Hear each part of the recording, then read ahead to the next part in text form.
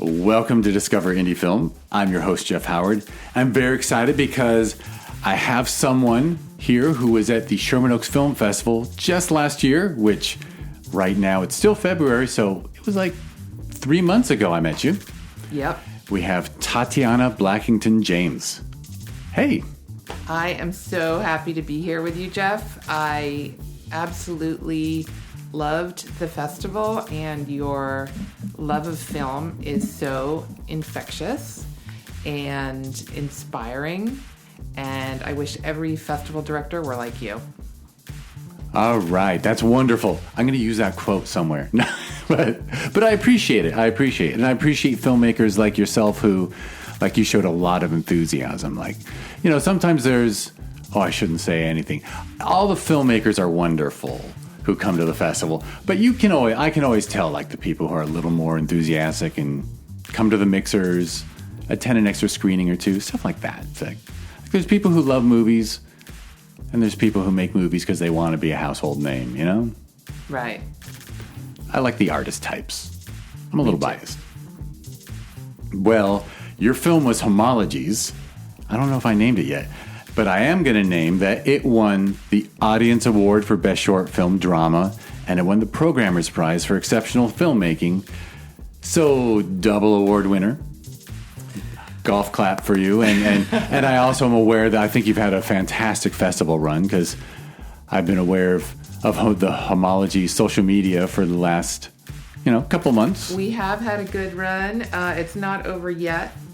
And we've just had a great response. I think when people respond to this film, they love it. And I think parents especially, it resonates with them. It's different, as they say. So yeah, we've been really pleased at the response we've gotten. Yeah, and we'll dive into it more when we get to it, because I'm just going to get like your creative history. But I'll add that, sure, absolutely, because it's I'm right. I mean, it's submitted as drama to our festival, but it's also sci-fi, right? It is soft sci-fi. Right, soft sci-fi, which would make the nerds happier that we call it soft sci-fi instead of hard. But it's the kind of sci-fi where it just, and encases a bunch of analogies to our time, but it's set in a technological future, and it's just really, I'm sure that's a big reason that people respond to it. It's original and it's thought-provoking. Well, I think that during the pandemic, when we were all prisoners of technology, we were sort of in Zoom jail, that anxiety began. I mean, people have always been anxious about technology. They were freaked out by the invention of radio, and they thought it was going to ruin society. And then we started confronting AI. And in each case, except for, with very few exceptions, like, say, a weapon that can blind the enemy, that has absolutely no upside. It has no positive use. But with almost every other technology, there are good things you can do with it. It can be used for good or evil. And that only depends on human nature and our own values and our own morality. And so I think what people are afraid of is human behavior, really, more than the technology, because someone has to use the technology. And in the case of CRISPR technology, which is the one that I'm focusing on in the gene film. splicing, right? Gene splicing.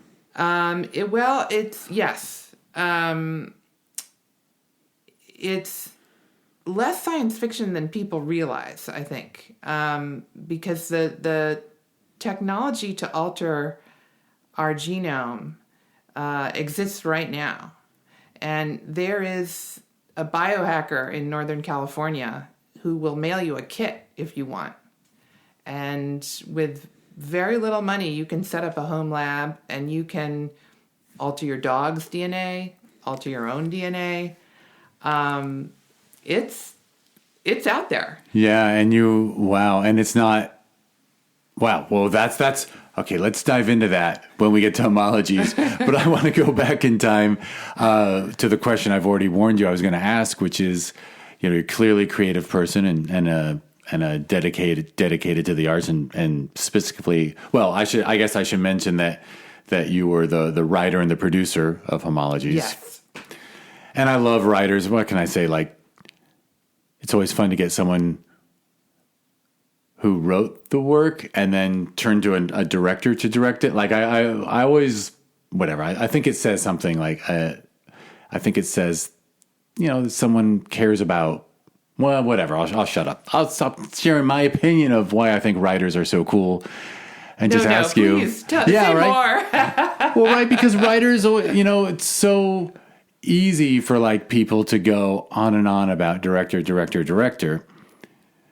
But funny thing is, like, I think one of the big flaws, that's a bad thing for a festival programmer to say, but like too many films are written and directed by the same person, and they're either a really good director and a weaker writer, or a really great writer and a weaker director.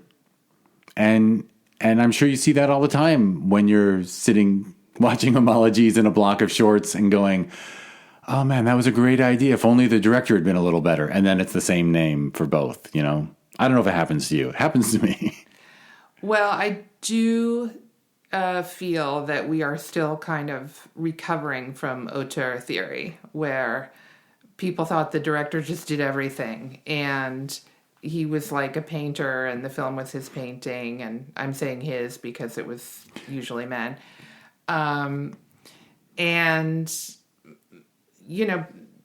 People do, I think, need to be educated that actors don't improvise their lines, and films don't exist without a script.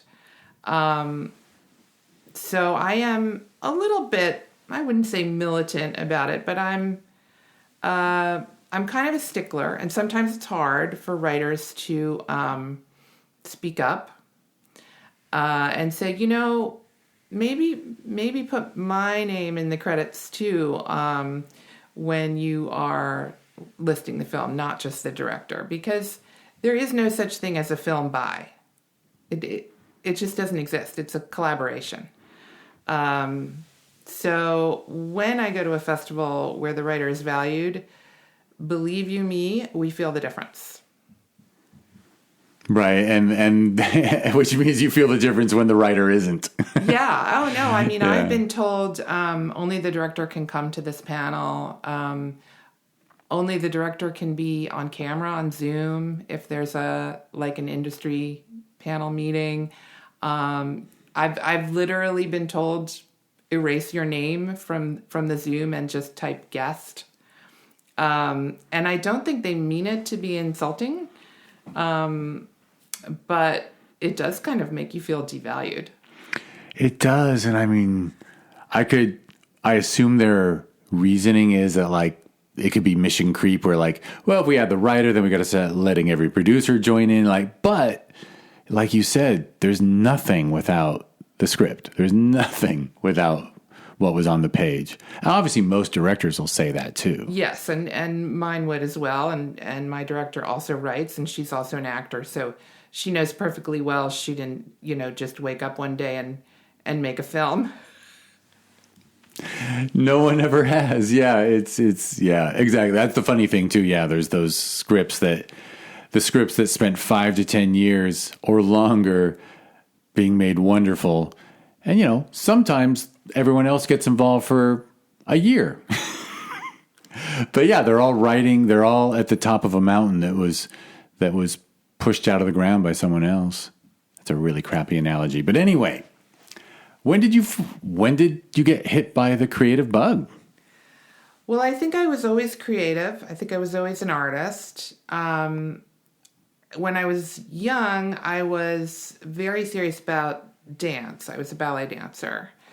And I thought that's what I was going to do. I wasn't going to go to college. I was just going to go straight into a company. And then, speaking of DNA, my DNA had other ideas because I inherited my dad's terrible knees. and they gave out, and I was in pain all the time, and limped along literally for about a year or two, and then said, I don't think I can take it. I don't think I can wake up every day and swallow 600 milligrams of Advil to get through and class. icing every night. And all Yeah. that. And so I had to find something else to do. And ballet is so all-consuming that I didn't really have a lot of other interests. And I ended up applying to college kind of at the last minute. And I went to NYU because as a dancer, I would go to New York every summer to train. And so I knew New York. I love New York. And I thought, I don't know what to do. I don't know what I'm interested in. And I need to find something that excites me the way that dance excited me. And the only thing I could really think of that excited me was I wanted to go to Paris. Which is valid. Totally And valid. The reason I wanted to go to Paris was that I had seen the movie Diva by Jean-Jacques Benex. And I thought that's what Paris was like. And so I thought, well, I guess I'll major in French. And I did that. And then I discovered I kind of had a knack for languages, and I enjoyed learning them. And so then I did a double major, French and Russian. And I did end up in France. And then much later in life, I actually met Jean-Jacques Benex, who wrote and directed Diva, and he became a mentor to me. But I'm getting ahead of myself. So while I was in Paris, I got a little homesick, and I would write these long letters home. And then some of the letters got a little bit too weird and meandering to send. And so I would keep them, and then they kind of turned into something else, sort of journal. And I thought, well, I really do like writing. And looking back, like all the signs were there when I was a kid. I remember I had a book that had belonged to my mother, and it was called The Talkies, as opposed to the silent films.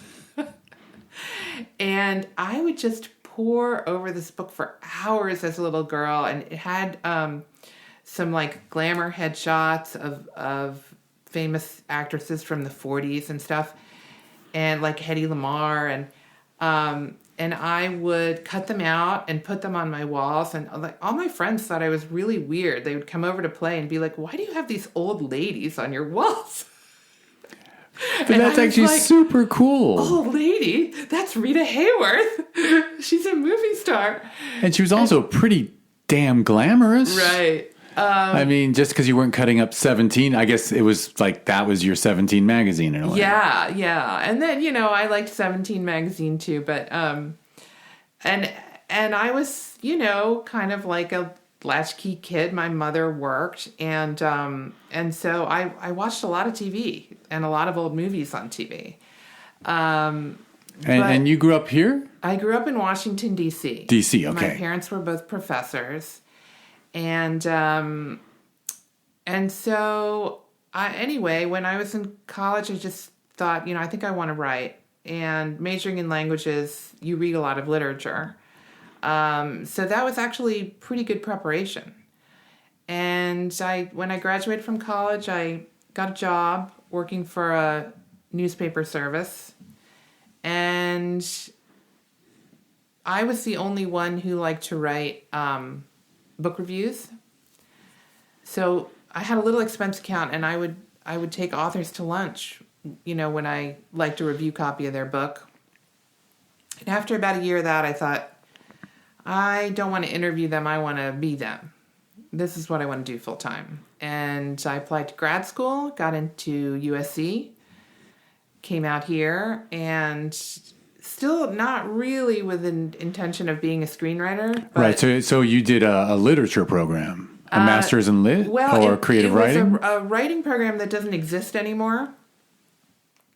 it had some cinema classes, but not only. You could be a novelist, you could write nonfiction. They had this really wonderful, eclectic faculty, including, some famous screenwriters who were not in the cinema school. But I got the bug, and actually I got stuck on a novel I was writing, and I decided to write a script because I thought it was easy. Well, the fool. But the funny thing is, like a novel, right? You don't know how long it's supposed. You know what I mean? Like it's more open ended. Whereas when you write a script, you're like, okay, I'm supposed to write like 100, 120 pages, and then I stop. You know what I mean? Like I could exactly my train of thought. Like I get to stop at 120. Back then, 120 was acceptable. It's not anymore. But true. Back then, well, when I was young, 120 was required. If it was under 120, they're like, well, then you're not a real writer. Oh, interesting. Yeah, that was the 80s. So I wrote not really what I knew, but what I had studied. I wrote this script on the French Revolution, and it was the story of an actual person. She had been kind of a lady in waiting for Marie Antoinette. And her servant girl, and they're close in age, and they're, it would be a stretch to say that they're friends, but in today's world, they would be friends. And, the shit hits the fan, and their fortunes reverse, and the servant girl goes up the social ladder, and then it's running for her life. Goes down, yeah. And it's actually based on a memoir. In French, it's called Journal d'une femme de 50 ans, which is Diary of a 50-year-old woman. And she wrote her memoirs when she was, she had fled France, and she was living in Albany, New York. And the South African writer Sheila Kohler turned it into a novel after I turned it into a script. But anyway, that was my first script, and sounds pretty ambitious, by the way, for a first screenplay. Well, see, this is my problem. I can never do anything small. That's why I was so proud of making a short film, just because it was small and contained. I mean, it was very contained. It was in one room. And I, for so long, just couldn't do that. I had to go big. And, but anyway, I wrote this thing, and I didn't know if it was any good at all. I didn't know screenwriting rules. I hadn't read any books. And so I thought, well, I'll just try to make every scene interesting. And I got an agent while I was still in grad school with that script. And I started working and saw that, very few people get rich as screenwriters. The paychecks are pretty good compared to what a novelist would make. So for sure. And when you say when you were working, was that like taking writing assignments? Did that script get you I never gigs, or was it all like spec stuff? I never had a lot of luck with writing assignments. There were some that I could have killed for, and I didn't get. But I mostly sold spec material. And the next thing I did was I read this article in the New York Times, and it was about these love letters that Einstein had written to a Russian woman who was married. She was married to a famous sculptor named Sergei Konyonkov. And he was so famous that his house in Moscow had been turned into a museum. And he coincidentally had sculpted the bust of Einstein that sits at Princeton University. And they'd found these love letters in his attic, along with some other items, a watch that he had inscribed to Kononkov's wife, Margarita. And these love letters were going up for sale. And so I started digging into the story, and it turns out, I think the evidence is pretty clear, that this woman was a spy. So she was KGB or whatever, a Russian spy. I think she was a reluctant spy. Right. I don't think she was a career spy. But she had, her family had suffered a lot under the Soviet system. Her first husband had been murdered, executed for being an intellectual, basically. And she and Kononkov emigrated, and they lived in New York. But she had family back home, and generally what the Soviets did was, they would say, it's not going to go so well for your brother if you don't do what we ask. And during World War II, she worked at this place, I think it was called because the Russians were our allies. It was like Russian war relief. And it was kind of a front, I think. And then she and Kononkov met Einstein because he was commissioned to do this bust. And I think she was tasked with asking him a lot of questions about the Manhattan Project, which, of course, the Russians didn't know that's what it was called, but they knew it existed. And they assumed that Einstein, who was the world's foremost physicist, would be the head of it. And he should have been the head of it. And the reason he wasn't the head of it was that he was a Zionist and the FBI blocked him. And that's how Oppenheimer became the head of the Manhattan Project. But the Soviets didn't know any of that. So I think she spied on him and seduced him. And, it's clear from the love letters that they were involved. But I think it ended up being a genuine love affair. Her husband was quite an odd guy. He was much older. He was very religious. He was like this fanatical animal lover. They had all these animals in their apartment. He seemed like a real sweetheart, but he was more of a father figure. And then, after a certain point, I think she probably wasn't delivering. And they kind of got, summoned back home. And they lived a life of privilege as much as you could, in the former Soviet Union, because Kononkov was this very celebrated sculptor, but I think she probably missed New York. Anyway. Now, how could you not? rubbing elbows with some of the most famous. I believe there was a time when Einstein was the most famous person on Earth. There was a time when being the most brilliant person actually meant something instead of, I guess I'm criticizing celebrity culture now, but. No, you are so right. You are so right. Einstein was part of celebrity culture, but he was celebrated for his brilliance, and we don't see that today. It's just the truth. Yeah, if your brilliance doesn't lead to massive wealth, we don't care anymore. Exactly. As a society, which is a bummer. Because, Einstein didn't get rich off his mind. Right. Prince and professor, right? but whatever hopefully the government slipped. By the way, that's the most. So you wrote a script on that story. So I wrote a script on. Which I swear to God, that's like an Oscar movie.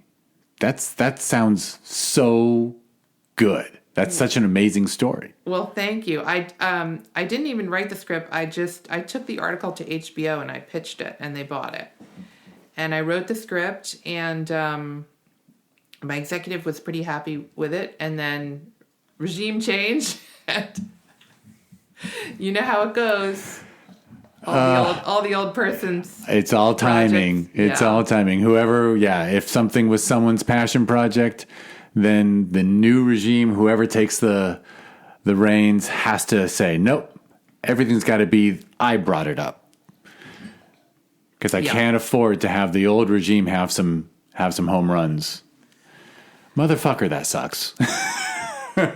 Part of occupational hazard, right? And then I kind of continued writing mostly period, historical drama, female lead, because The Spy was my lead. It wasn't Einstein, because I'm not smart enough to make Einstein my lead. And I like, female leads because I understand them best, and we don't have enough of them.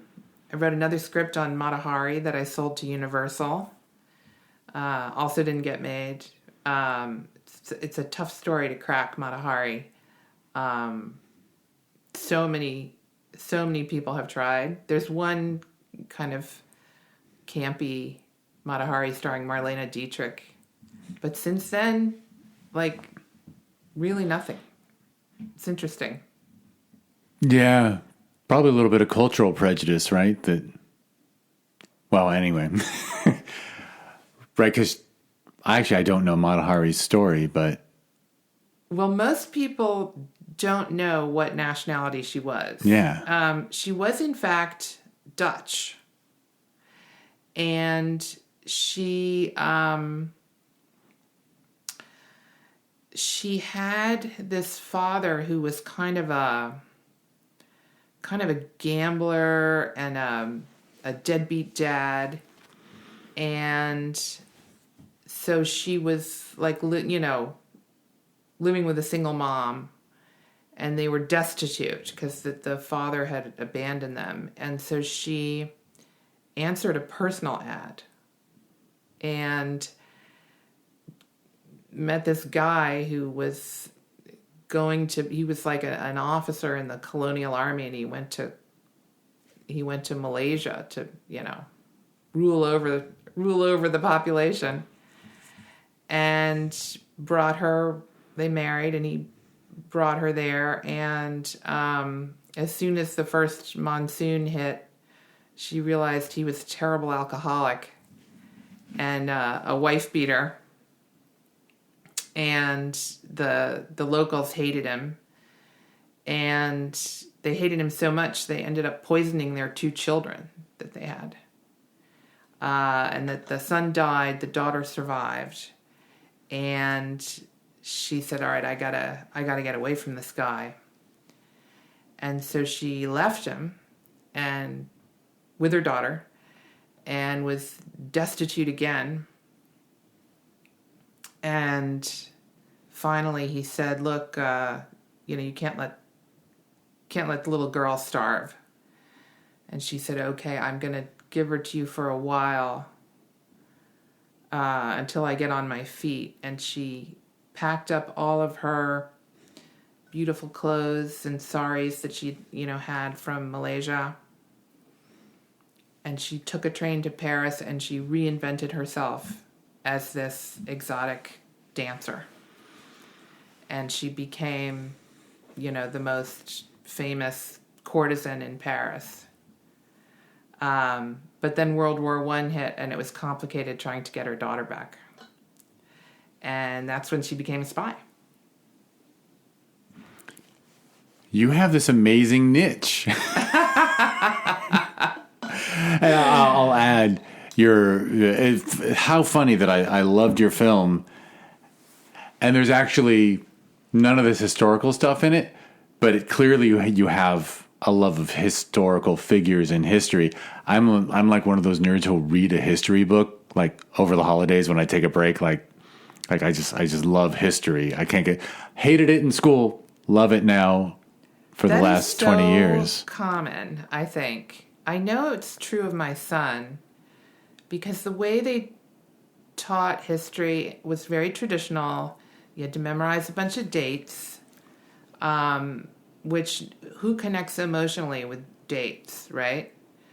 And it's not a narrative. It doesn't feel relevant. I always wonder, like, what if you tried to teach history backwards? What if you, like, took a current event like the war in the Middle East and you said, well, why are they fighting each other? And how long have they been here? And why do Israelis speak Hebrew? And what is Palestine? And then you just, like, went backwards.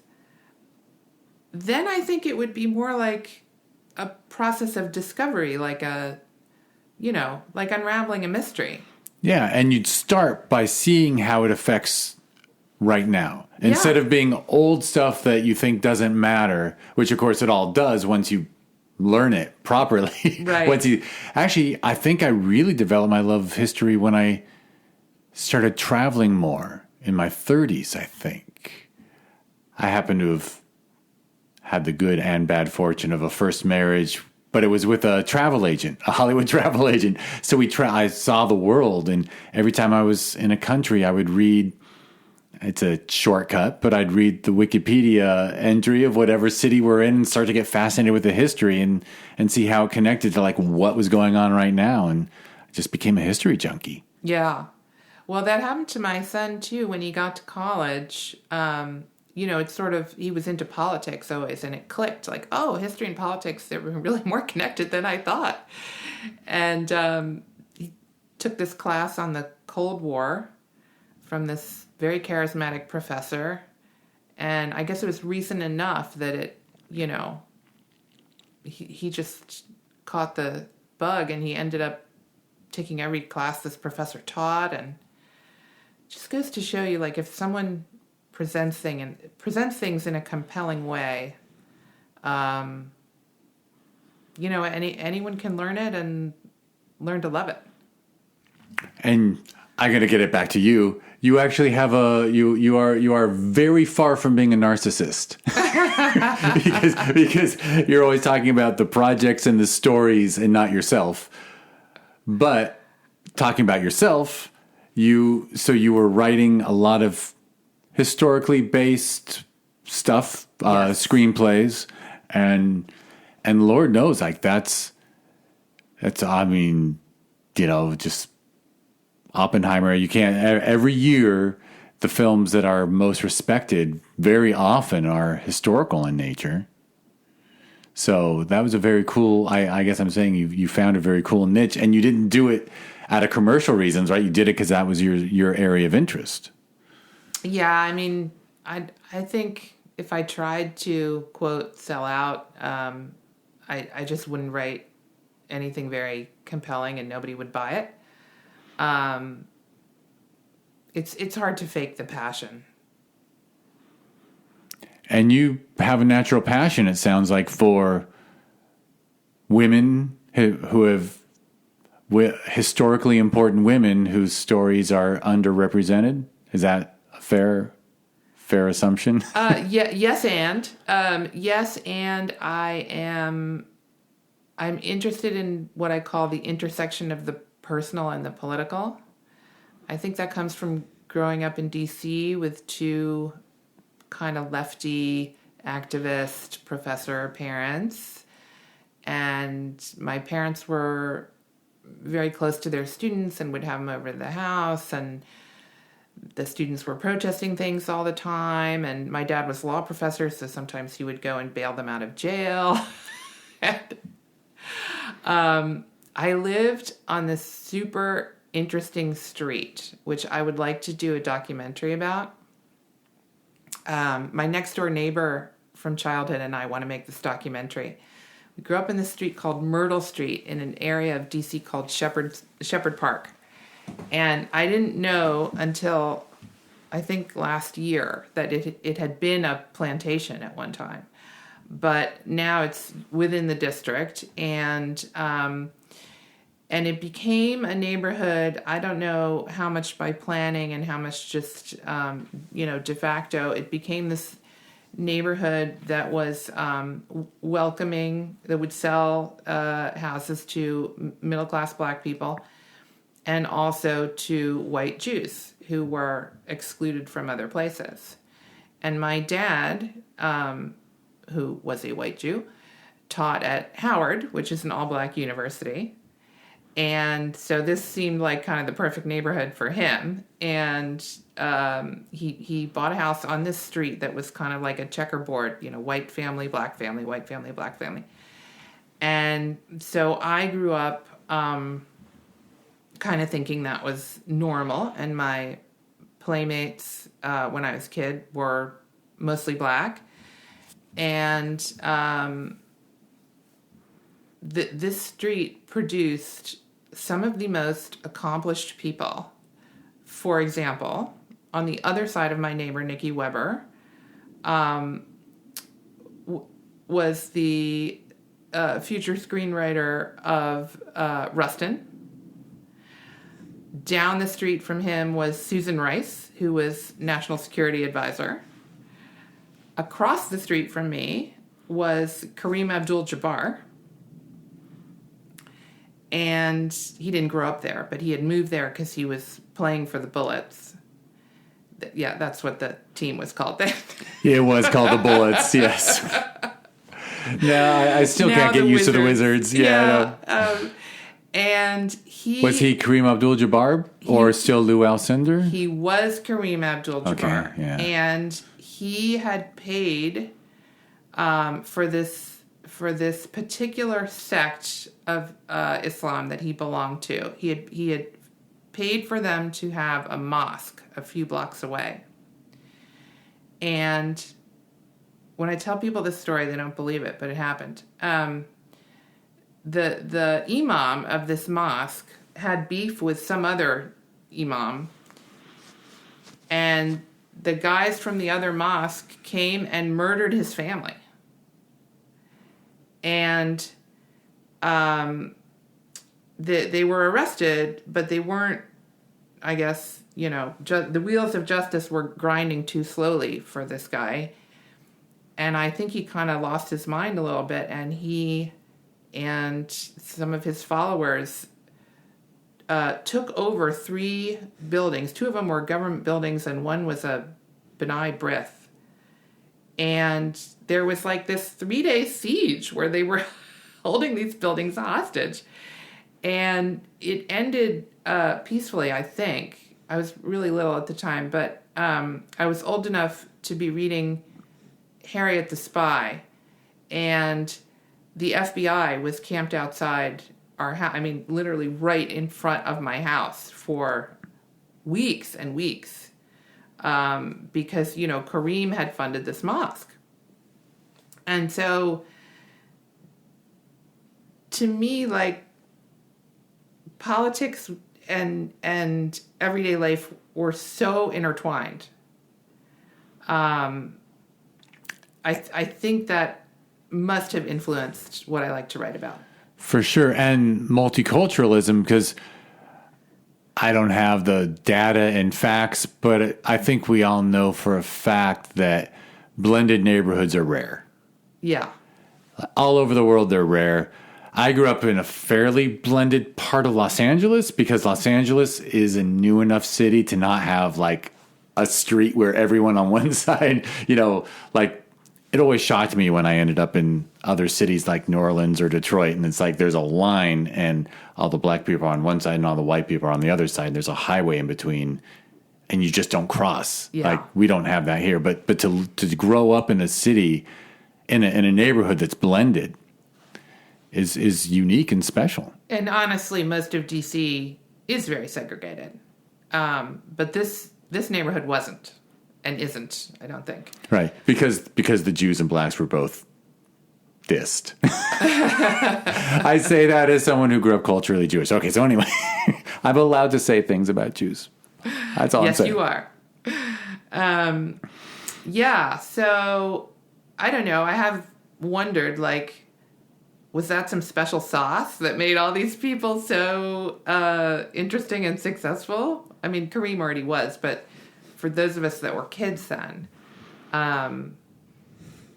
Well, I think it's totally special sauce. I think being exposed to other cultures and brilliant people, it just has to, it sharpens the mind and makes you more aware of possibilities, right? Yeah. Yeah. And I think keeps you open. It keeps you from getting intellectually lazy. There's nothing lazier than like, oh, this is really biased, but I can be biased. There's nothing lazier than being like, everyone looks like me, everyone believes what I believe, everyone has the same God, and anyone who doesn't agree with us is evil and wrong and should be stamped out. Like, that's just, how much further can your brain go from that? Like,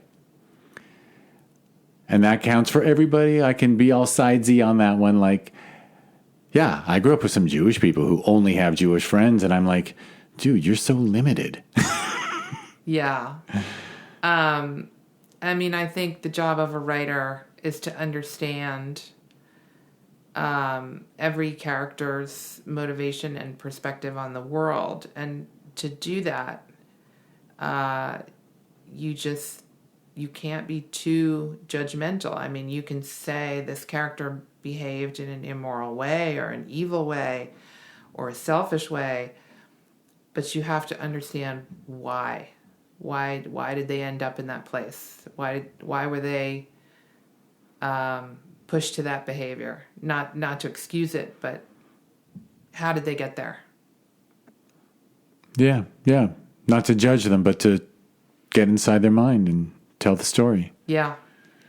Excellent. It's funny, I would be tempted to ask you a bunch of like professional writer type questions, but I think we should just move on with your story. But it's funny because I say that because I have a lot of people who say, you know, you need panels at the festivals too, where people can like talk to writers. And the amazing thing is, like, you've done what most people I meet haven't, which is you've gone into a room and pitched something and succeeded. Like, that's actually a big deal, I think. Well, it's not easy. I've pitched things and not succeeded, of course, too. But I just think, you know, if you are excited about something and you say, like, I can't believe I get to tell this story, people feel that. Absolutely. Yeah, because your enthusiasm shows that, yeah, it's inspiring. Excellent. All right, so you're doing this and you're pitching things, and every once in a while you sit down and you have to write the whole thing, I assume. And I mean, I don't want it to sound all rosy and like it was so easy because, you know, all that good period drama with female leads, none of that ever got made. It helped pay my rent, and I'm really grateful for that. But the first movie I got made was a contemporary crime drama set in Brooklyn with a male lead. And I'm very proud of that film, and I had a wonderful experience doing it. But I think every writer is frustrated when their scripts get read by 20 people only, and even if it pays the bills, after a while it's just soul crushing to know what might have been, you know. But movies are expensive; they can't all get made. For sure. Well, who knows? Hopefully, all your old female-driven scripts, hopefully they can come out of the drawer someday, because finally we might be turning the corner. Amusingly, I knew a cinematographer whose wife got her master's in history and was on the track to be a history professor, and then ended up writing like 5 to 10 historical scripts for like big shots like Oliver Stone and other people. But it was always like Alexander the Great, this person, and it was always like a male figure in history. And like, I'm sitting here, I am paying attention to what you're saying, but I'm also thinking to myself, can I even think of a historical biopic that focused on a female lead? Yeah, there aren't many. I don't know if I can name Joan of one. Arc, maybe. Yeah, maybe. I don't know. That kind of came and went, though. It wasn't like, you know. Whereas even, you know, whatever. All these other films, different. But that's because all the decision makers in Hollywood were men, and they thought men are really interesting. Do people really want a story about Mata Hari? The answer is yeah. Are you kidding? Yeah, I mean, it has everything. Spies, sex. Right. Well, anyhow. So the film, the feature that got made about the person in Brooklyn. Yeah, also based on a novel written by a friend of mine, Tim McLaughlin. It's called The Narrows. And, I mean, to be honest, the reason I like to take from history and adapt novels is because I'm terrified of the blank page. I have written original stories, as you know, because you picked one for your film festival. But, gosh, it's so much more comforting to start with something already there that you can build on. And yeah, like I said, crime drama set in Brooklyn. We filmed it in New York, and wonderful director Francois Vell, I still work with. Stars Vincent D'Onofrio, Kevin Zegers, Sophia Bush. And I mean, I think I remember it coming out. The name, I know the name. I didn't see it, I don't think. Made it for very little money, not as little as my short, but proud of the way it looks given our budget. And that was the first thing that hit the screen? Yes. Is what you're saying? Yes. And so that was that a wonderful turning point for you, like to actually see it up there? Yeah, it's kind of surreal. It's not all a wonderful feeling. It's like it kind of makes you queasy too, because it's overwhelming, really. Sort of like listening to your own voice on recording. Which I don't recommend for anyone. It doesn't sound like us. But you saw it, so that just did that feed the drive to just keep moving forward, or what? Is there something in between? I actually don't know the timeline yet. So how far are we away from making shorts? That came out a long time ago, and I had young children at the time, and the business was not that friendly to female stories, female writers, like we're discussing. And I did have a wonderful experience making The Narrows, and I thought, I know enough about the business to know this is so unlikely to happen again anytime soon. And I was in this routine where I would, have a general meeting in Burbank, and I live in Santa Monica. And that would kind of take up my whole day once I prepared for it and drove there and then had some lunch and then drove back, and then it was time to pick up the kids. And that it didn't really feel like writing to me. It felt like pretending to be a writer. And so I dropped out of the business for a few years. And it enabled me to be a lot more present for my kids. And I wrote fiction, and I wrote other things. My husband owns a newspaper, so I still write feature stories sometimes. But of course I missed it.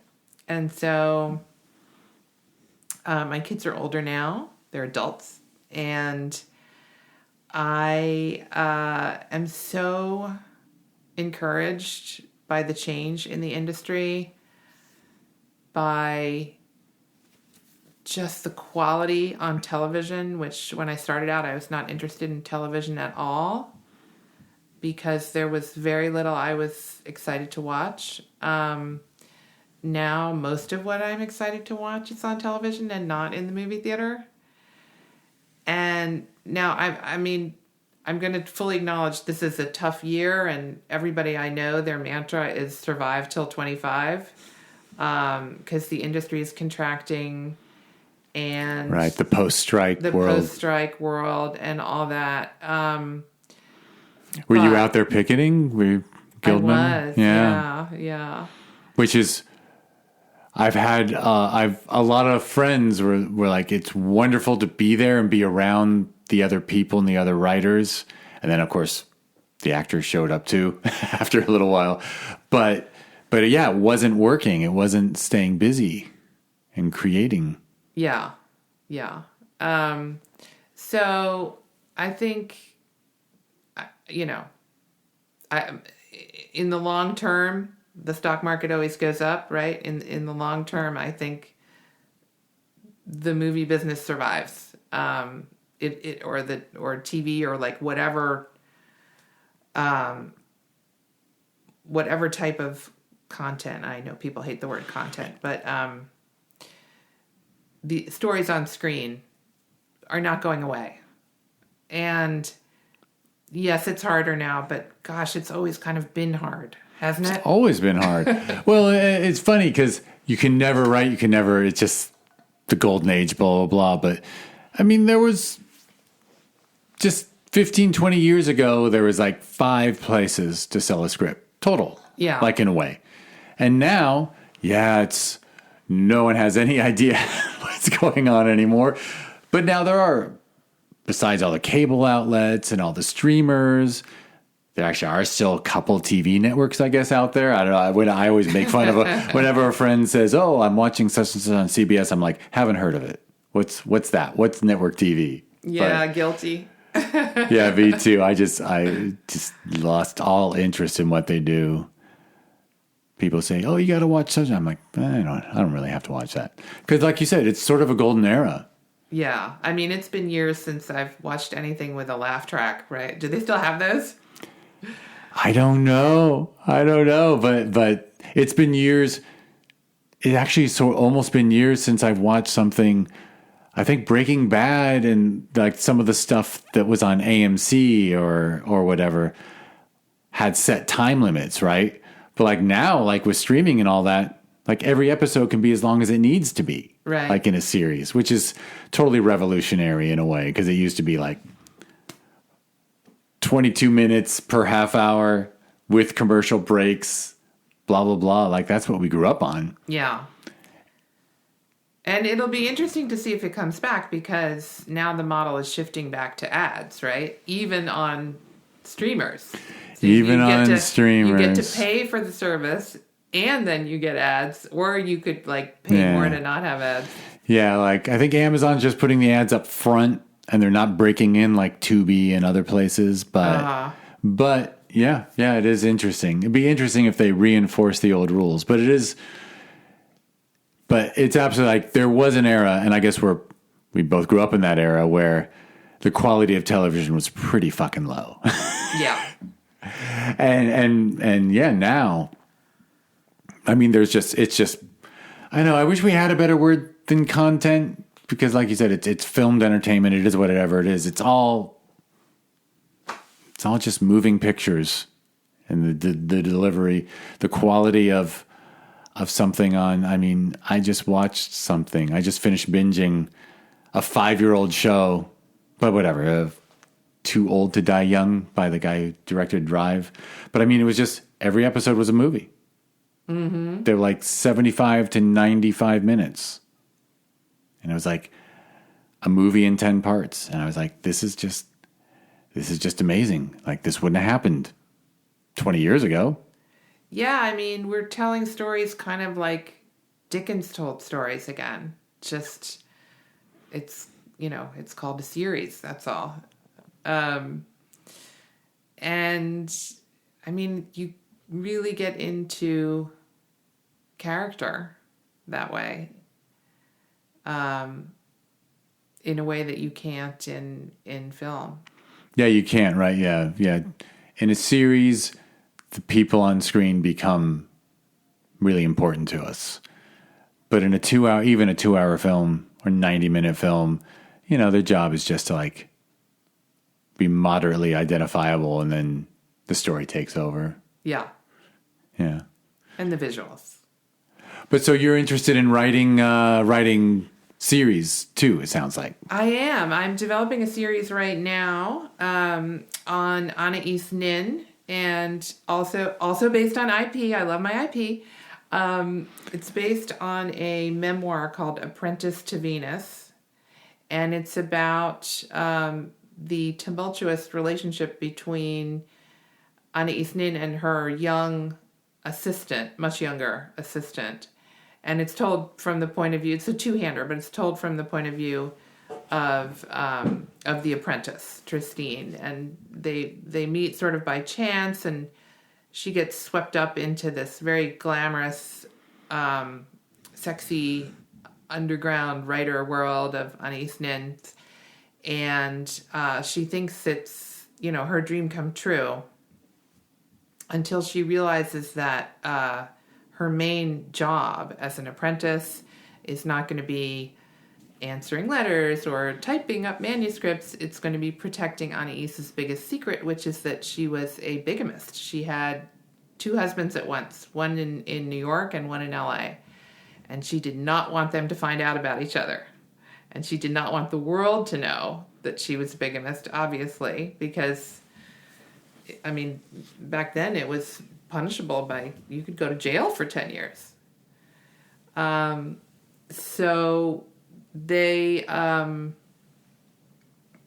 have, this is such a hard time until Anais publishes her diary, which is a worldwide bestseller, and she becomes one of the most famous writers in the world. And then it gets very difficult to keep this secret. And I'm not wrong, right? She was really known for sexual liberation, right? And yes. Being openly sexual. Yes, she was really the patron saint. Oh, it's funny to say saint because she was such a nymphomaniac, but she was, let's say, the darling of a certain type of second wave feminist. Today we would call her sex positive. But she was also called a soft feminist because, she was not a man hater. She loved men and she didn't mind pleasing men sexually because she very much wanted to be pleased sexually. And that turned off a certain type of feminist that was suspicious of her, thought she was kind of a geisha. But I would say they were in the minority. And the idea that a woman's diary, in other words, her inner thoughts and observations about relationships, and she's very into psychoanalysis, so she believed that if you understood yourself, if you did interior work, then that was the key to eliminating war and social change, for the better. Basically utopia if everyone could just be analyzed enough.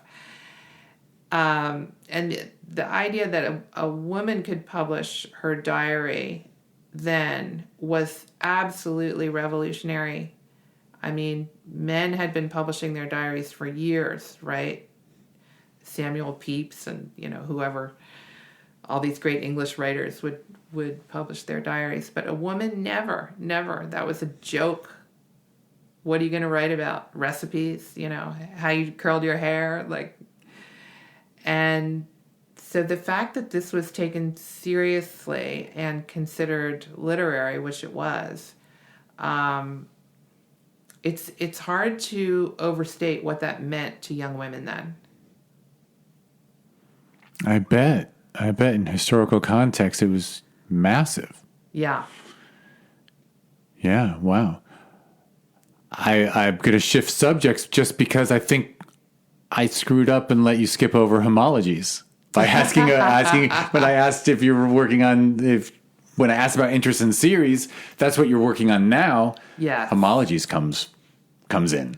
Yes. I got to get you to talk about Homologies. Homologies would make a great series too. And I've thought about how to do it. Should I recap the plot without giving too much away? Totally up to you. Yeah, sure. So it's the story of 2 two parents in the near future who have used CRISPR technology to genetically enhance, sort of, make designer babies, basically. And their designer babies are now teenagers, and there are some unintended consequences. And as you know, the genesis of all this, we've talked about it, was my parenting struggles during the pandemic and trying to navigate raising kids in this competitive environment where it's hard to get into a good college, and 4.0 isn't good enough, and making sure that they have options. That's what we always said to our kids. We just want you to have options, But it's interesting, right? Because so we have kids are maybe almost the same age-ish. Uh-huh. And my stepdaughter's 16. But I've been around since she was 5. So pretty locked in. And like, it was to have to have someone post-adolescence, pre-adult live during lockdown was just a whole different, it was just something that had never happened before. Yeah, it had never happened before. We didn't know how to handle it.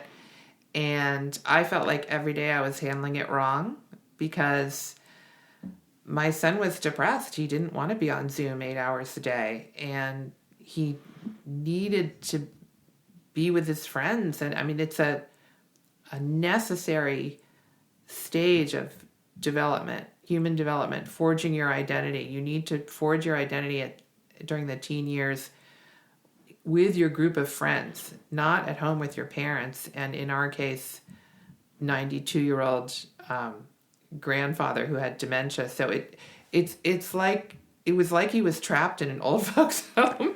Yeah, no, it was huge. I mean, I think our kid referred to it as jail in a way. Like it felt like jail to not be around other kids. Yeah.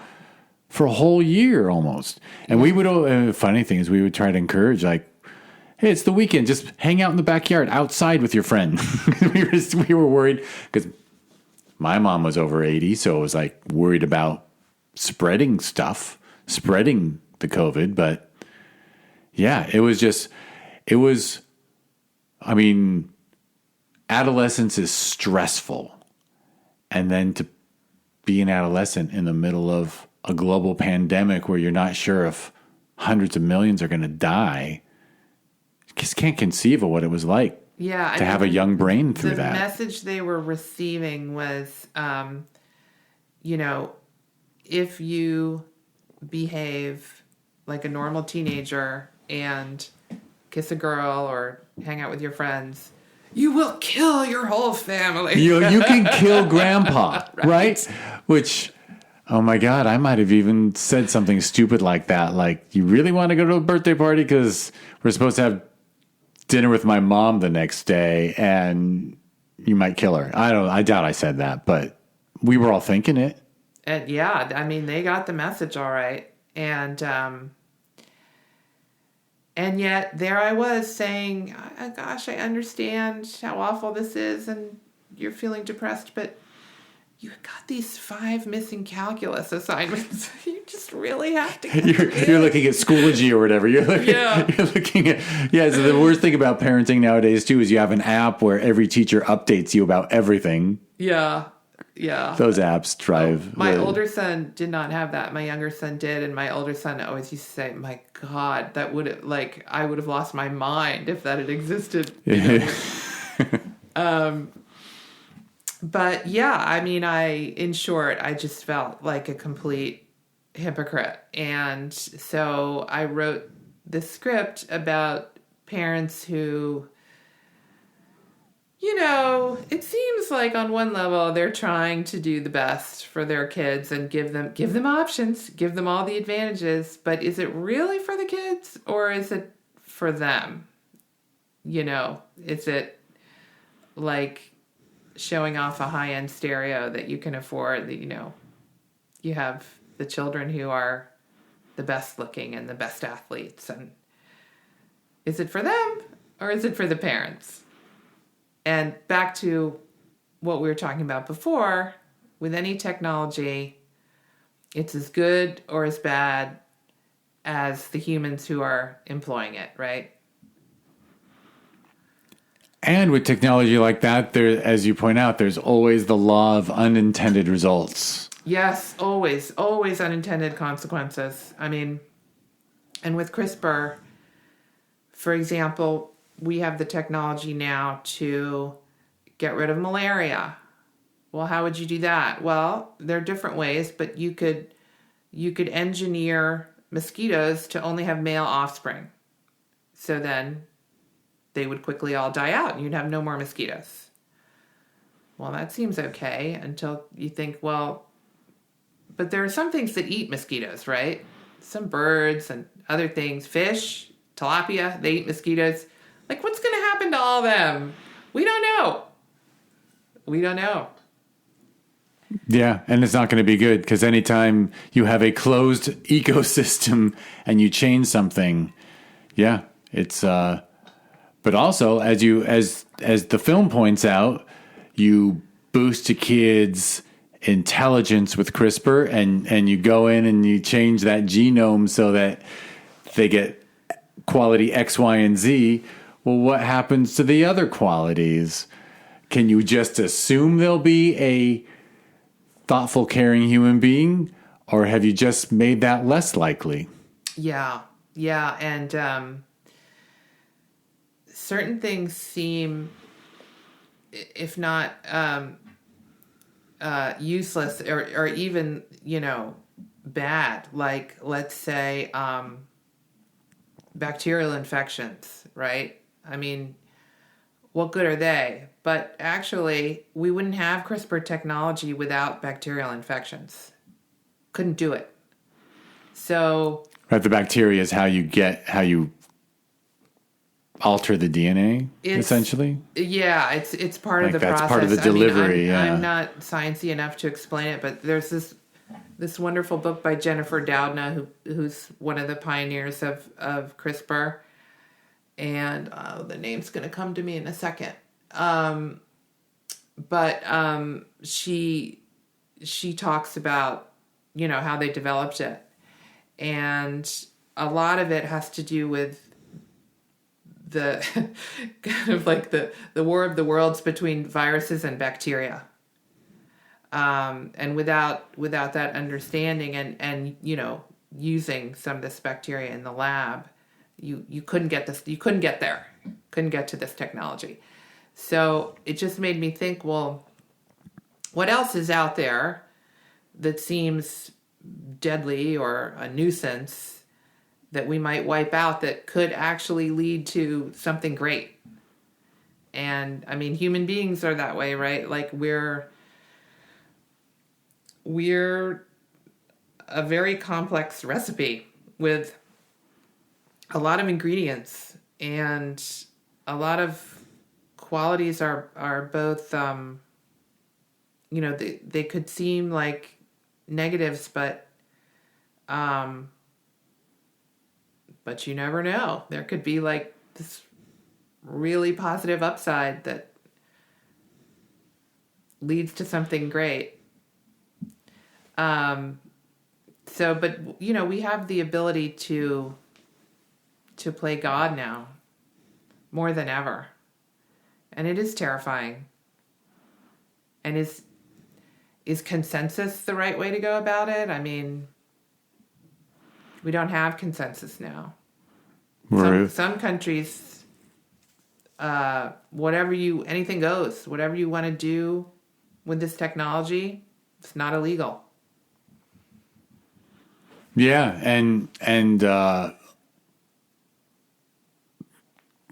law. I'll just use the word law. I mean, the legal in this country, the legal system or regulation, societal regulation. Like, I'm actually not an anti-government guy. Like, I do think the government is sort of the people and has the people's interests, but it always lags behind technology. Like we didn't know how to properly regulate social media till we're 10 years into it. And we're like, oh yeah, you should not be allowed on these apps till you're over 16 or something.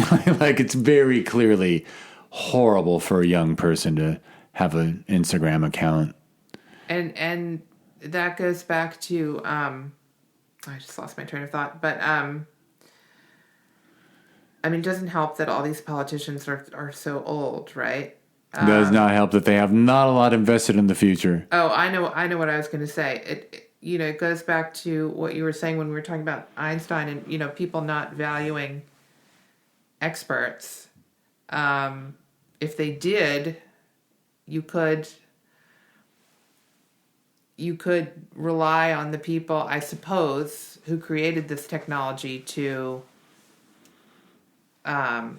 influence policy. But at the same time, there are some that there's not consensus among them. I mean, most scientists say, we got to be really careful. But like I say, there's this Joe Zahner in Northern California who'll mail you a kit tomorrow.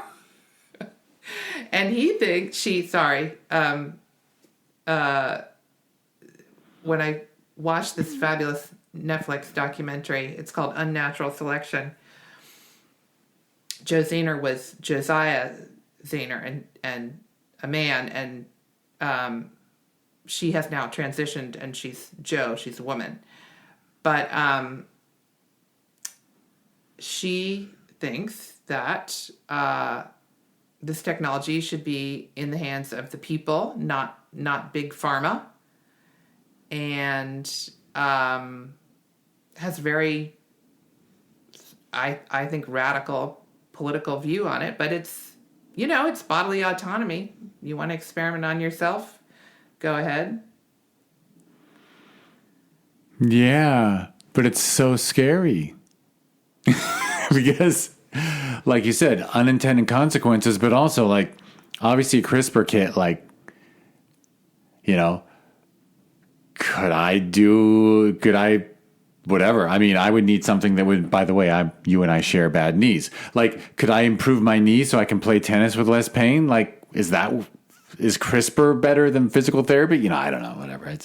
How do you know that that's not going to end up making cancer more prevalent or something else more prevalent? We just don't know what's going to happen after we start altering the delicate balance, which is an organism that only lasts like 75 years, maybe 80. I don't know. Well, that's another thing. I mean, you can also mess with, what is it called? Like, senescence, basically. You can mess with cells and tell them not to get old and die. Right. Yeah, because we're barely figuring out why, right? If every cell in our bodies are less than 7 years old, we don't even really know exactly why we age, right? Like, yeah. Because there's something in there, something in the DNA that says, all right, knock it off now. Yeah. When the cell dies and another cell takes over doing the same job in the same organism, it somehow knows to start making the hair coming out of my face gray. Like, and yet cancer cells are like, nope, just gonna keep going. Yeah, for real. I mean, maybe surely there's something to be learned from that, right? It's so much. It's endless. Lord knows. I mean, I am a big fan of sci-fi. Thank God sci-fi deals with this stuff because, there's no answers. We'll see what happens. This person with the kits, boy. But like when you order the kit, I don't know. I'm not going to ask about the kit. We could talk about the kit for an hour. I really recommend this Netflix series. It's only 4, and when I got to the end of the 4th, I was like, "What? Where's the next one? We need the next one." And it's from 2019, so it's probably already dated in a way. But Unnatural Selection, and I hadn't seen it before I wrote the. I almost picked up my phone to unlock it and type that in my shows to watch list. I will. I'll remember. All right, well, wait. We got to get back to you.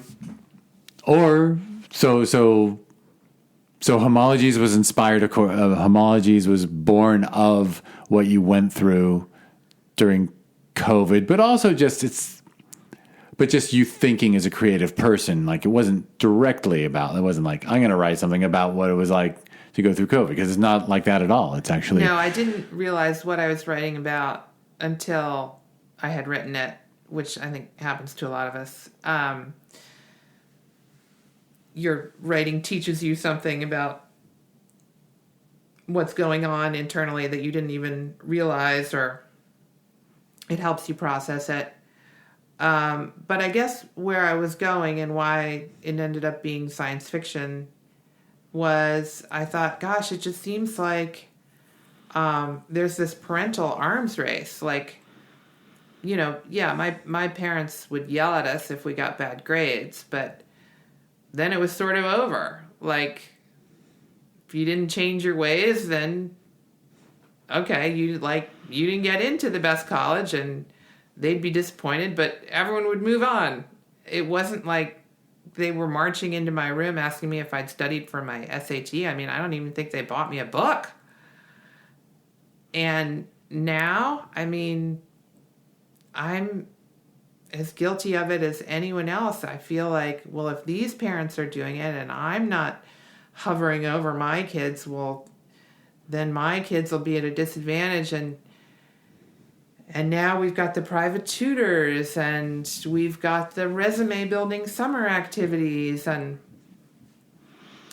it just seemed like it was accelerating.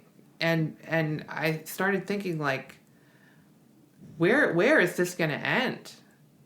And what happens when you bring technology into the equation? It could get even more out of hand. Absolutely, yeah. And I think that is what locks us into your film, like right from the earliest scene.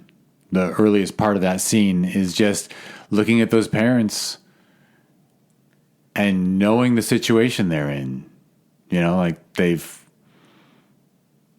Like I identify with both of them in my own way, and what their goals are. But then that is like,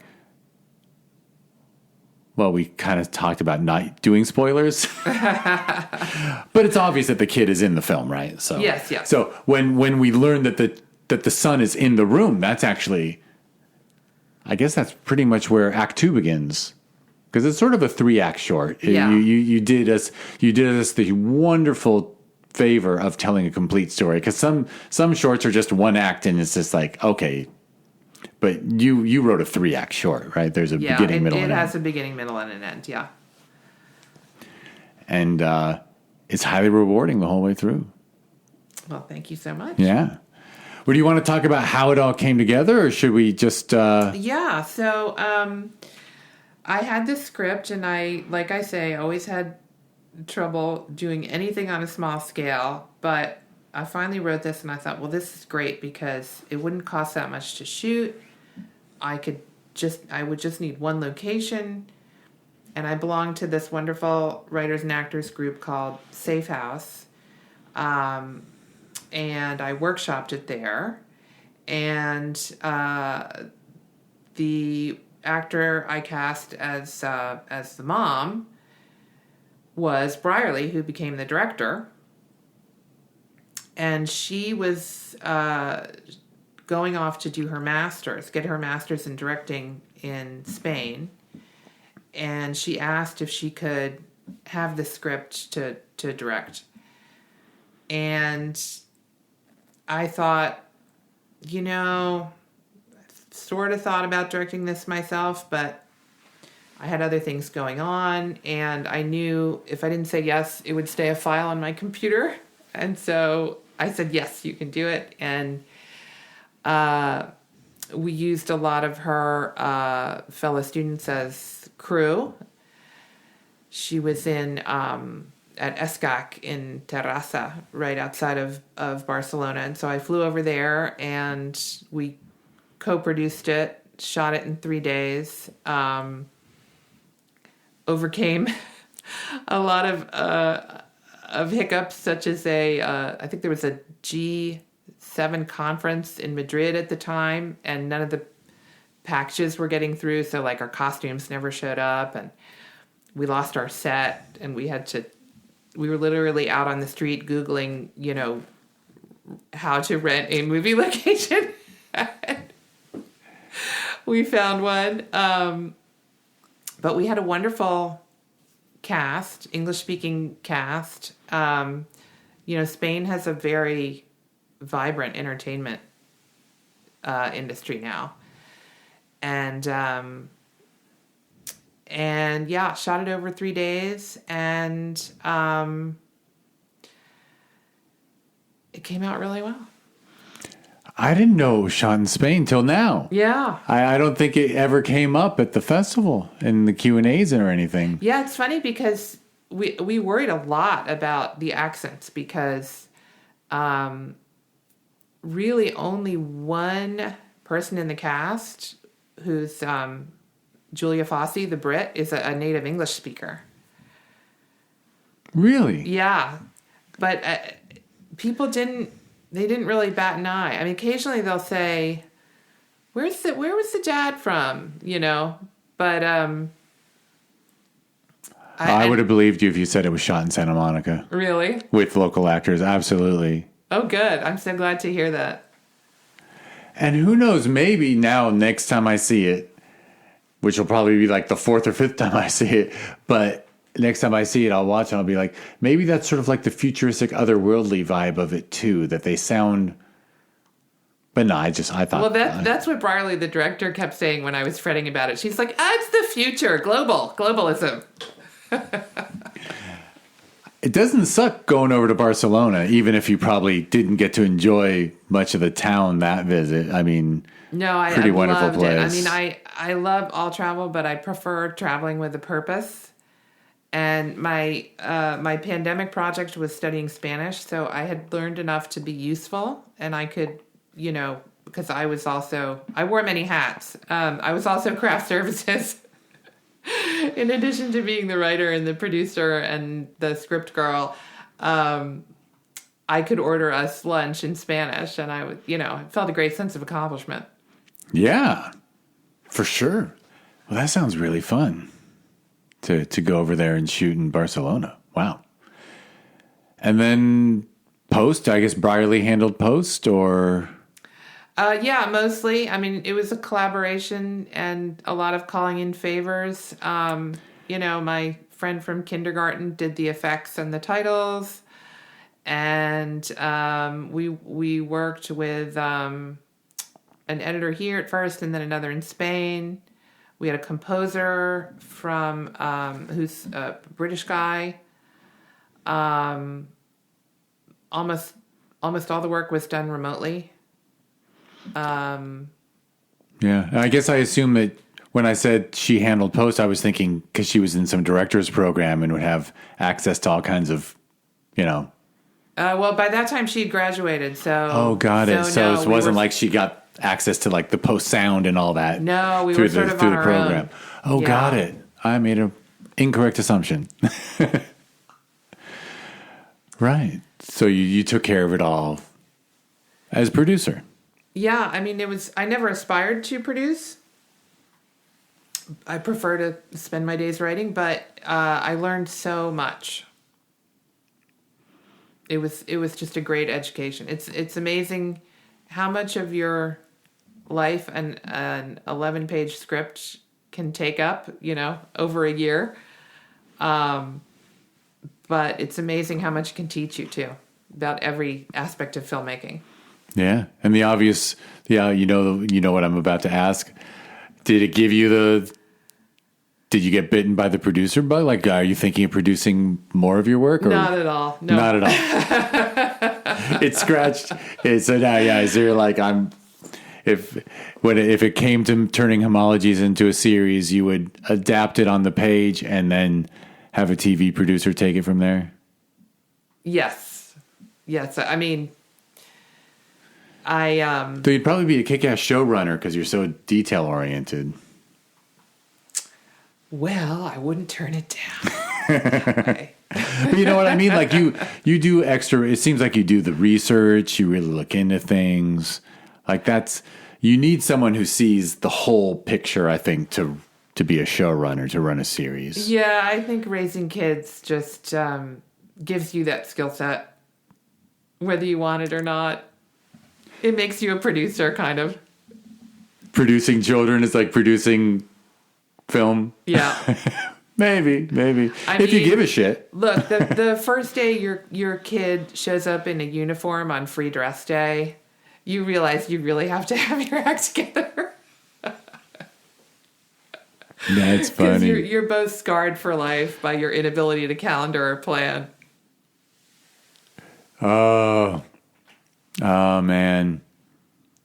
There's I'll tell you when we're not recording, but I always have all the empathy in the world for parents who are hard on themselves, because no one. It's the impossible task.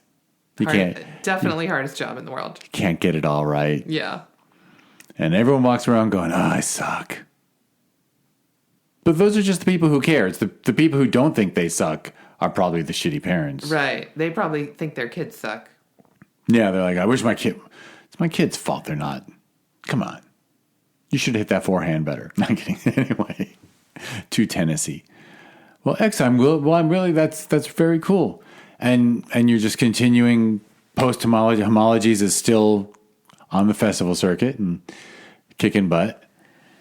Yes, I'm headed to Durango, Colorado, the Hollywood of the Rockies, for my next film festival. Is that what they call themselves, or that's known? That's what they call themselves. They're also very proud that they have been selected as the worst dressed town in America. Nice. Yeah, they tell you that for packing purposes. It's just funny because there's a festival or two in the Rocky Mountains that I won't mention, but there's some really huge, famous ones that are also in the Rockies. But I can't think of the name. Can't think of it. Something with a ride in it, or something with a dance in it. I don't know. But the Rockies, well, that's cool. And then after that, we are playing at the Philip K. Dick Sci-Fi Festival in New York, which, I was really tickled to get into that because Blade Runner is on my list of my favorite movies. Oh, wonderful. Very cool. Well, hey, should we wrap it up so we can do the podcast about your favorites? All right. I'm ready. I'm ready too. Well, you want to share how people can, and by the way, hey, if you're listening to this, I hope you're listening. Tatiana's about to say the social media and website you can do to go see Homologies. If you live anywhere near Durango, Colorado, or the Philip K. Dick festivals in New York, you said? In New York at the Museum of the Moving Image. And it's very easy to remember, homologiesshortfilm.com, and on Instagram, homologiesshortfilm. Exactly. Very cool. And I highly recommend it. It's a good... the only thing I wish is my dream is someday that like Sherman Oaks Film Festival and its sister festival, Film Vision LA, if we could get sponsors that allow us to talk about each film for a half hour instead of the 10 to 15 minutes you have at the theater.